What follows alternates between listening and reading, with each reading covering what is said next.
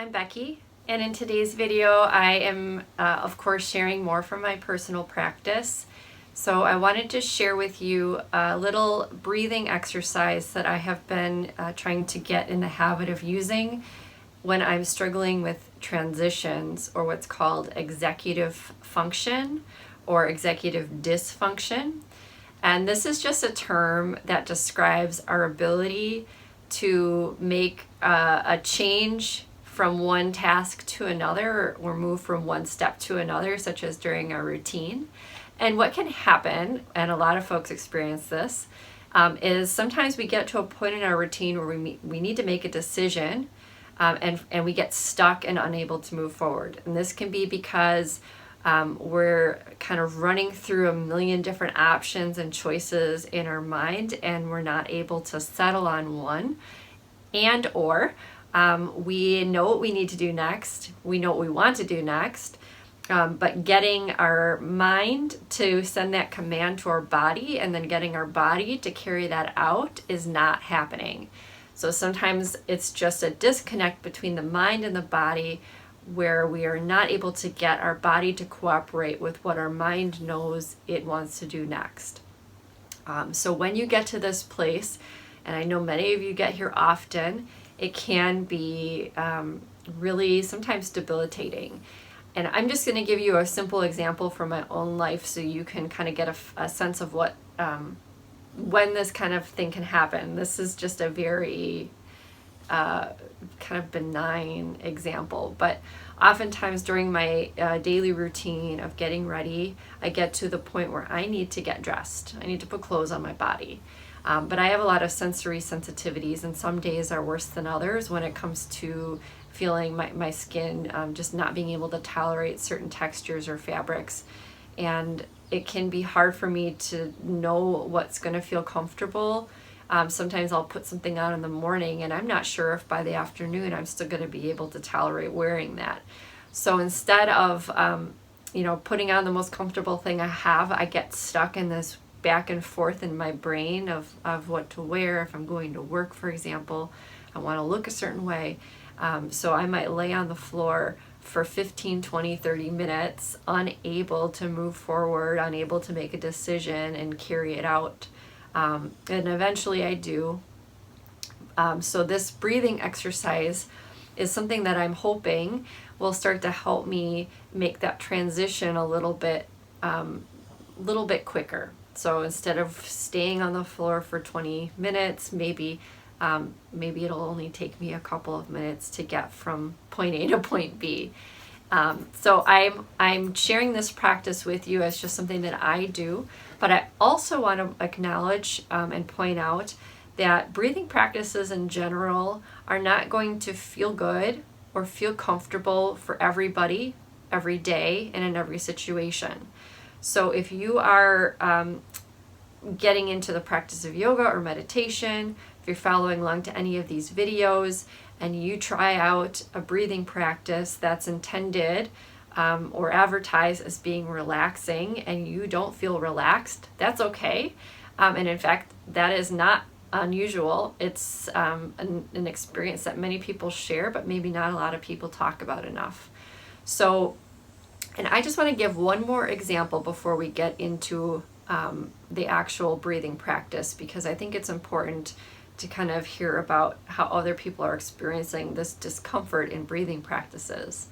So in my experience, there is a practice called yoga nidra. It's yoga sleep is essentially the practice where you're usually lying down and getting your body to kind of fall into this state of complete rest, the same kind of state of rest your body would be in while you're sleeping, only your mind is awake. And you use your mind, your consciousness and your focus to kind of move through different parts of your body, think about different parts of your body in order to facilitate this resting position.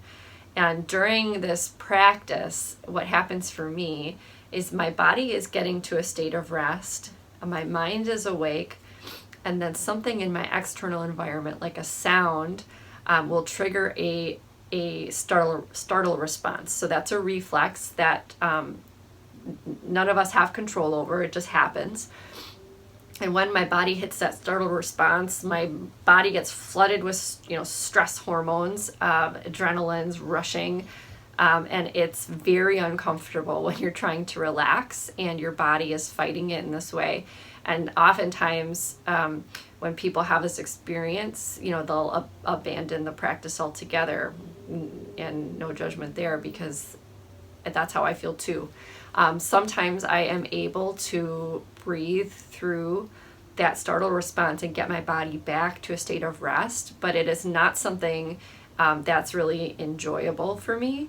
And I have only learned how to do this through practice. It didn't happen, I wasn't able to do this the first time I tried a breathing exercise and I had a startle response in the midst of it. So I just want to acknowledge that this is not an easy thing that you can just do because you want to. So, but sometimes I am able to, again, breathe through that startle response, get my body back to a state of relaxation. I may get startled again multiple times during the practice. So it's just a matter of continuing to use what I've been practicing for a couple of years now to keep getting my body back to a state of rest. So I would just want to share that quick example so that you get a sense of how it feels for other people when a breathing practice can be uncomfortable or triggering. And now I'm going to stop talking so much and let's get into a quick practice. So we're going to be doing 3 cleansing breaths, I'll call them, in through the nose and out through the mouth. If you're congested or you have nasal issues and you can't breathe through your nose, no worries. Breathe how you can. But if you can breathe through your nose, we're going to breathe in through the nose, and then we're going to exhale in a sigh through the mouth like this. So we're going to do that 3 times. 3 times. And you'll notice that as I sighed out, the corners of my mouth turned up. That was intentional. So I use that as a way to cue my mind to start focusing on, instead of anxious feelings or uncomfortable feelings, to start focusing on good feelings, or kind of moving shifting the focus from, negative to positive, if you will. So it's just a little trick, and it's actually really effective if you want to try it yourself, but you're not obligated to. So no need to smile while you're sighing out, but it's something you can try.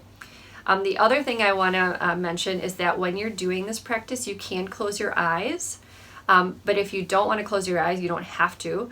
I do recommend, if you can, do what's called softening the gaze. This is just looking at a point on the floor, maybe a couple feet in front of you, and just letting your eyes kind of unfocus so that everything around you is a little bit fuzzy. The idea is that by closing your eyes or by softening your gaze, you are no longer focusing intently on anything in your visual field, and this cues your mind then to stop focusing on focusing intently on whatever thought you were on at that moment. So this is, again, a really effective way, using your eyes, if you're sighted, to retrain your focus from one particular thing to just kind of letting everything just kind of be. I don't know if that's the right word, but you're still going to have thoughts come up. It's just that by unfocusing your eyes, you may not be so stuck on just one of them. All right, so breathing, turning up the corners of your mouth, closing your eyes or softening your gaze, these are all options. What you do with your body during this practice in terms of your posture is up to you. Find what's comfortable. You do not need to be in any particular position. So you can stand, you can sit, you can lie down. This is really just about getting your body comfortable so you can focus on your breath.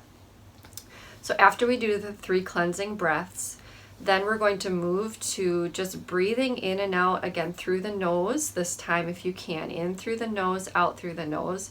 And we're going to try to slow the breath down by coming to an even breath where we're counting maybe to 4. Let's try 4. So we're going to count for 4 as we breathe in through the nose, and then count for 4 as we breathe out through the nose. I'm going to cue you by counting out loud, but when you do this practice on your own, you don't need to count out loud. You also don't need to count to the number 4. That's just what I am using for the purpose of this demonstration. Find what feels right for your body in the moment. Sometimes a shorter breath, like counting to 2, works better. Sometimes you might want to count to 8 or 10. It's totally up to you, and you can play around with the number. So when you're ready, we're going to do this together. It's real quick. So most of this has just been me talking to explain how it works before we move into it. All right. So finding a spot where you feel comfortable. Remember, get your body into a comfortable position. That's the most important thing. You can close your eyes or soften your gaze. And then we're going to do the 3 cleansing breaths together, and then I'll cue you to do the even breathing after that. So let's begin by breathing in through the nose and then sigh it out through the mouth. In through the nose, fill up, and sigh it out through the mouth. And see if you can squeeze all the air out. And last one, in through the nose, sigh out through the mouth. And then breathing in and out through the nose. Let's count in for 4, 3, 2, 1. And then out for 4, 3, 2, 1. In for 4, 3, 2, 1. Out for 4, 3, 2, 1. In for 4, 3, 2, 1.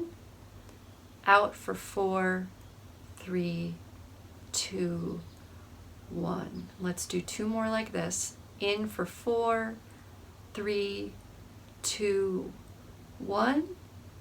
And out for 4, 3, 2, 1. And let's take a breath in together through the nose, and one more sigh out through the mouth.